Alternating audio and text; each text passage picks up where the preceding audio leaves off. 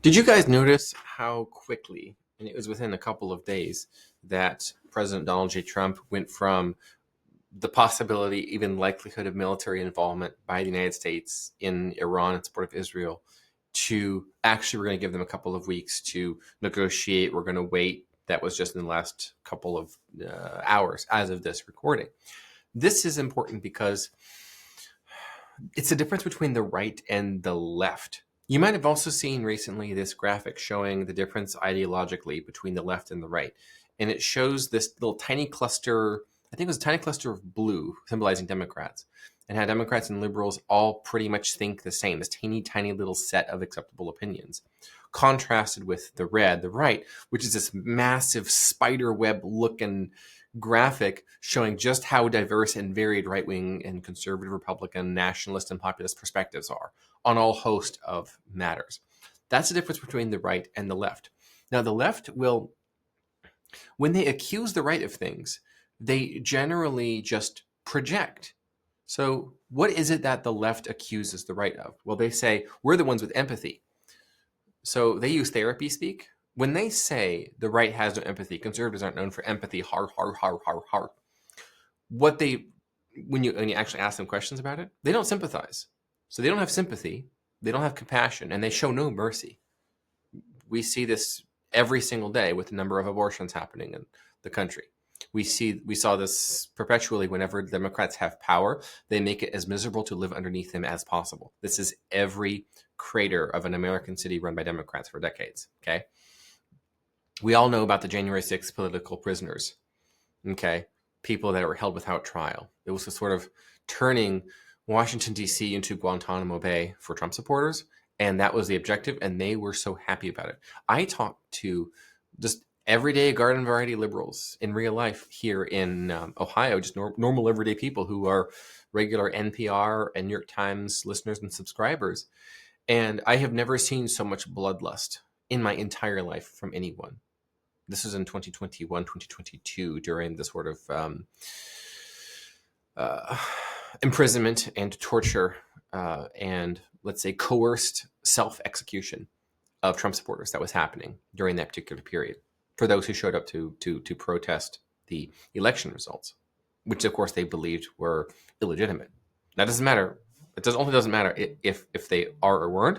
What matters is what they believed, okay? And, of course, you never saw that from the media. They never reported what the protesters actually believed.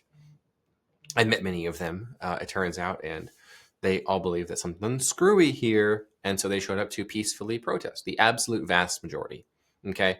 And they were treated like unhumans. Oh, I wrote the book on that with Jack Posobiec, didn't I?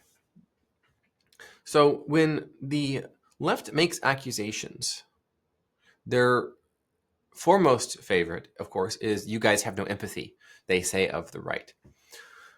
When the left empathizes, they don't actually empathize, they emotionally project. And of course, empathy is a sin because it says, well, of course, it's founded in pride. And they say, I am so confident in my imagination. I know literally exactly what it's like to be you. And I know how I would feel in your situation. And I know what you would want. And here's what it is. And here's what's going to happen. So it is pride maxing is what empathy is. And of course, empathy is therefore a sin. It is different from showing mercy, having sympathy, being moved with compassion like Jesus Christ was in his ministry. There was no empathy there. It was, wow, this person is suffering. I will go help them.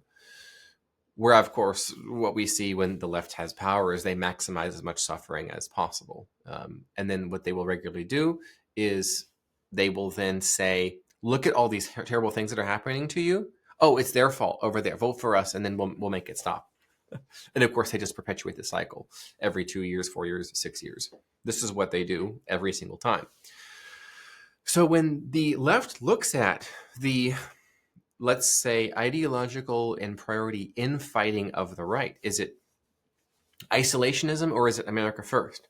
Is the deportations and the remigration and the repatriation, is that going too far or is it not going far enough? Are we going to get Mark Levin or Stephen Miller? Okay, those are the two perspectives. I talked on previous episodes of this show about the three, let's say, camps on the Israel versus Iran issue. So the left looks at all this infighting and they don't understand it. They don't comprehend it. And so they just simply project themselves onto the right. And of course they say, oh, you're just anti-Semites. Because we are. Oh, look at that. You're so disorganized and bitter and hateful and can't stand to have any type of ideological diversity. Because that's what we are. Oh, look, you're literally in a Trump cult trying to be a Trump apologist. Because we're in a cult and can't stand for anyone to disagree in public with their master or their mistress here on the left. So they don't understand and they can't predict. No, everything that I'm saying here could be complete bunk and totally offensive. Okay? But please consider this. Is what I am saying going to enable you to effectively predict what happens next? Can you, listening to Joshua Lisec and Daily Persuasion, will you be able to predict what the right does versus what the left does? Yes. Yes, you can. You can predict that the right will have significant amount of fighting over issues. Right now, Senator Mike Lee and President Donald Trump are on one side, and the base of MAGA are on the other with regard to the potential sale of land. Nicole Shanahan is on this side. She, of course, was a big Trump supporter via the RFK Jr. Opportunity, let's call it, and the MAGA-Maha alliance, right? Okay. So the left can't predict that because they don't understand. They think we're in a cult. They think we're in a cult because they are, right? They all had to pretend that Joe Biden was mentally sane and perfectly competent the entire time. And only after he's out of office and only after it's okay to criticize him, everyone comes out and say, oh, I knew.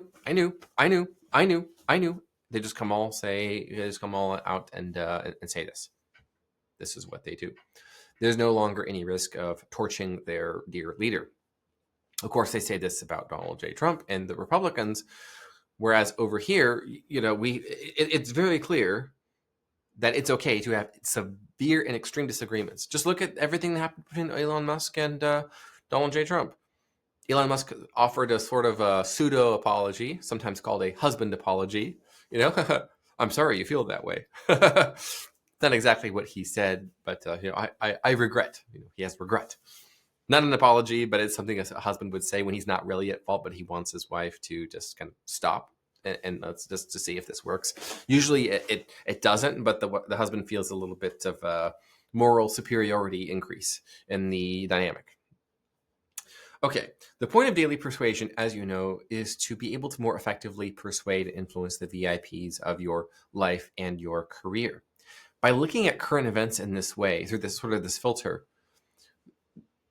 it makes sense, if you want to be the most effective persuader that you can be, that you be able to more effectively predict what's going to happen. That's how you build credibility and authority long term. Wow, that person was right. They must know what they're talking about on these other issues. If you can create a track record in your industry, in your network, with your personal brand, in your family, and in your workplace, that you are always right, the world is yours. Therefore, we want you to be always right. Therefore, we want you to adopt those perspectives, those filters, those lenses, those frames, whatever metaphor you want to use, that are going to allow you to better predict with accuracy what's going to happen, and then it does. And this understanding that the left is ideologically cohered, very, very close together. They've clustered around a teeny tiny set of opinions, and they cannot question their own leaders no matter what. Anytime someone tries to primary another Democrat, they get S-canned so fast, unless the incumbent has lost favor. That's how AOC got the seat that she does in Congress, because the incumbent was not far left enough. And so there's an opportunity. We see this consistently, right? The lies and deceit around the Biden administration, how Jill Biden, a doctor, was sort of filling in and playing and cosplaying as president. Okay, that it's not okay when family members of Trump show up. It is okay when the first lady calls the shots and runs the meeting and pretends that she can be president now. Okay, that's okay because it's a Democrat. It's Biden, right? No amount of humanitarian disaster can relieve a Democrat from power. This, of course, is the Karen Bass mayor of LA context, the LA wildfires. This is Governor Gavin Newsom, California. Okay. Their priority is the protection of the power of the party above all else. There is no amount of suffering that is too much to withhold, to retain power. They will not ever give it up. This is what Unhumans is about. They will do anything they have to do to keep power. Unhuman is a verb. It is depriving people of their rights to life, liberty, and property. And this is what the left always does every single time they get power. Slowly, then all at once. This is what they do every single time. The right is wildly different. If you look at the right, it's actually more like a 2 or 3 party system, or sort of a coalition government, you might say. They're sort of the tech bros like Elon Musk opposite heritage Americans like Steve Bannon. Okay, the nationalists and the populists. I'm in that category. I would place myself over there as well. I believe that we have responsibility for our nation, nationalism, for our people, populism, people of our nation.